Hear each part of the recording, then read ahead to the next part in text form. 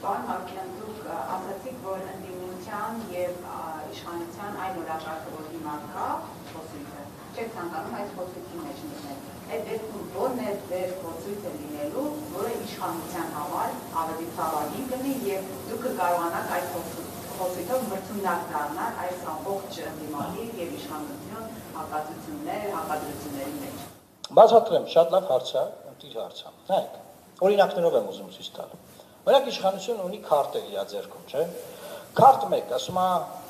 ես բերել եմ խաղաղություն։ Ընդդիմադիր ուժերը գալիս են, ուզում են իրանք ավելի շատ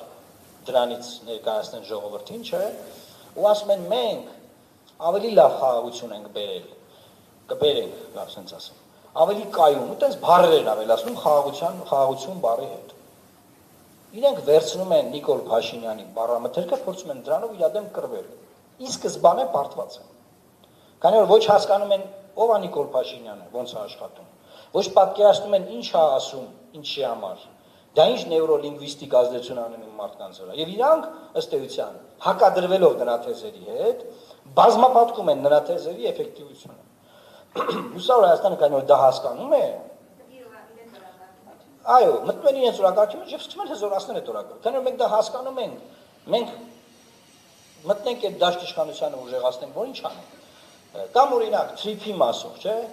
ասենք, չգիտեմ, ՀՊ-ն ասում է թրիփը զարգացնելու աներդրումներ ա բերելու եւ այլն, չէ՞։ Ընդդիմադիր ուժեր կան, բանա, հոդվածներ են գրում, եթերներում, բան ասում են թրիփը խաղաղության պայմանագիր է։ Ավելին են, ուզում են ավելի շատ լինեն, ավելի շատ, այսինքն կա Նիկոլ, ուզում են ավելի շատ Նիկոլ լինեն։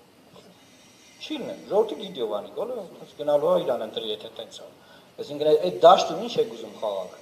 Դրա համար մենք մեր քարոզարշավը բացարձակապես այդ ձև ենք կառուցելու եւ դա տարբերվելու է այդ քննարկումներից, էլի։ Օրինակները շատ են։ Ես կենսաթոշակի մասին օրինակ բերեցի, չեմ, աշխատատեղերի, ասֆալտի եւ ուրիշ բան ասեմ։ Ընդդիմադիր ուժերն ասում են, սա սովորական ընտրություններ չի, բոլորն են ասում, անկեղծ։ Եթե սովորական ընտրություններ չէ, թոշակներից ինչ եք խոսում։ Բայց եթե սա մեր ինքնությունը պաշտպանելու մասին ընտրություններ է, ինչ թոշակ։ Դուք մտածում եք, որ մարդ, որը որ մտահոգված է իր ինքնությամբ, ուշք ու միտքը թոշակի մասին է, չէ։ Հետևաբար կամ ձեր ասածին տերերեք, ասեք, որ այս ընտրությունները սովորական չեն եւ հետեւաբար ոչ սովորական քարոզարշավարեք, կամ համայտարում եք ասում եք ընտրությունները սովորական չեն, համասում եք օրինակ, մենք առաջարկում ենք որ պետական բուհերում կրթությունը լինի անվճար։ Եղավ, ապրեք։ Իսկ լինելու են պետական բուհեր։ Իսկ լինելու է պետություն։ Իսկ ինչ բուհեր են լինելու։ Կամ մենք առաջարկում ենք որ բորձուրը մի քիչ sense դրվի։ Որտեղ Նիկոլան մի քիչ ուծուր է։ Այսինքն այդ դաշտում ասենք ամբողջ Լեռնային Ղարաբաղը լավ բորձուր էր դրած, ուրա։ Ասֆալտ էր արած, դպրոցներ էին կառուցված, մանկապարտեզներ, հիվանդանոցներ։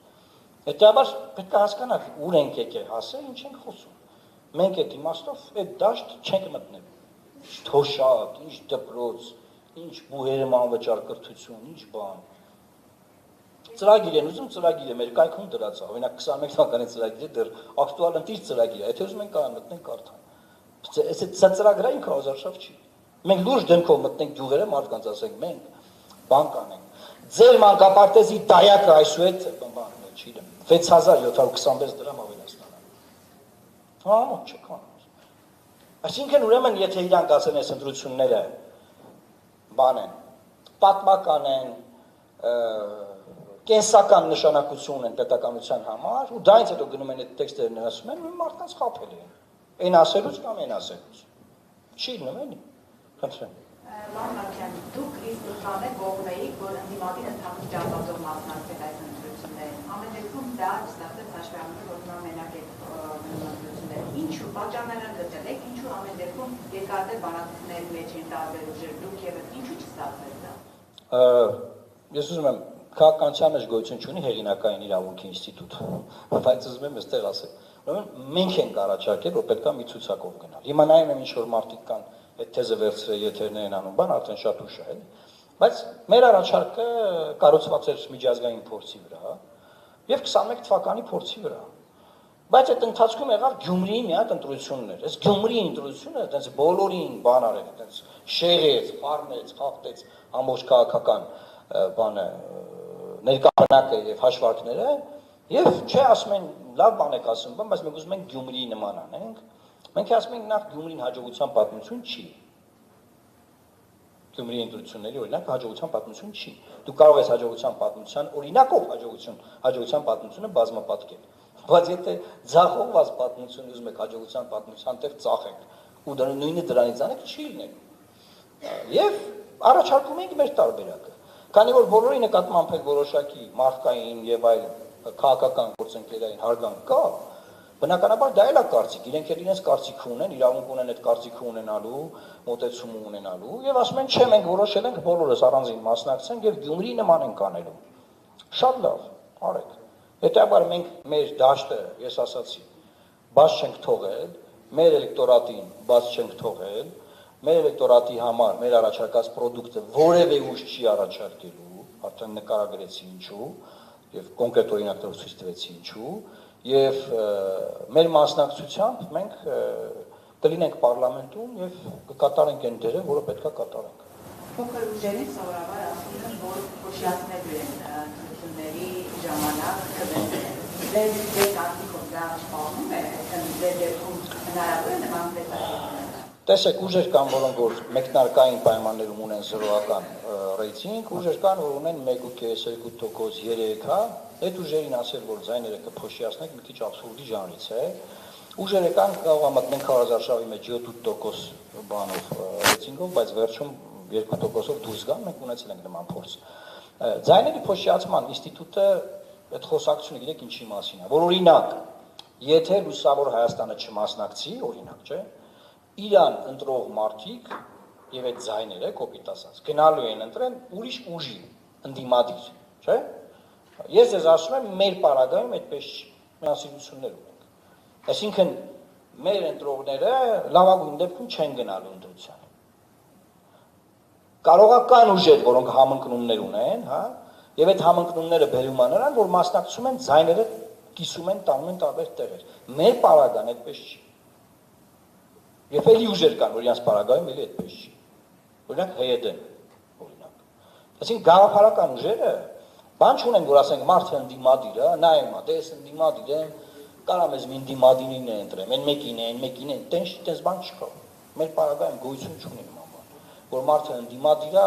եթե մենք չկանք մյուս ընդդիմադիրներին ձայնը կտա իր բան։ Այսինքն ոչ մեկին թող չթվա, որ մի ուժ որ չի մասնակցում, իր չմասնակցած ձայները գնում են հիմա կոնսոլիդանում են միտեղ։ Չկա նման բան։ Հնա ավելի վատ բան կարա լինի, ասեմ ձեզ։ Ընտրական մասնակցությունը կնվազի, իշխող ուժի մոբիլիզացված ընտրողը կգնա ընտրական տեղամաս, եթե 1 միլիոն ընտրողի պարագայում քվեարկության տեղամաս ասած 1 միլիոն պարագայում օրինակ ունենալու է, չգիտեմ, 1%,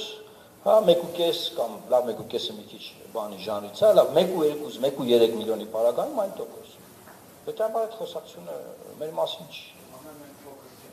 Հա, համել կարպես ճիշտ ասում, այսինքն նայեք, նրանք ովքեր մեկնարկային բան չունեն մեկնարկային ոչ մի բան։ Ուրիշ հարց է։ Մեր պարագայում դա չի ելի։ Մենք ինստիտուտներ ունենք, կառույցներ ունենք, մարմիններ ունենք, այսինքն մենք դասական ձևավորված քաղաքական միավոր ենք եւ ընտրություններից ընտրություններ չենք հայտնվում։ Օրինակ բազմաթիվ քաղաքական միավորներ, ասեմ օրինակով, 21 թվականի ընտրություններից հետո 5 տարի իրանց մասին բան չենք լսել։ Մենք նորից հիմա էլի ծելել ենք 25 տարի անց էլի ծելել։ Այսինքն մենք քաղաքականության մեջ ենք, զբաղվում ենք ու լինելու ենք։ Հունիսի 7-ից հետո էլ ենք լինելու։ Օրինակ եղել է մեզ առաջարկներ են արել, որը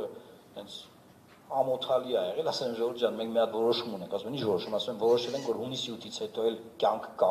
Այսինքն չենք կարող ընտրությունների ժամանակ անել բաներ, որ հունիսի 8-ին ասենք այդ ինչ էի կանում, ասենք դե ես տենց ուղակի տենց ստացվեց։ Չի լինում էլի նման տրամաբանություն։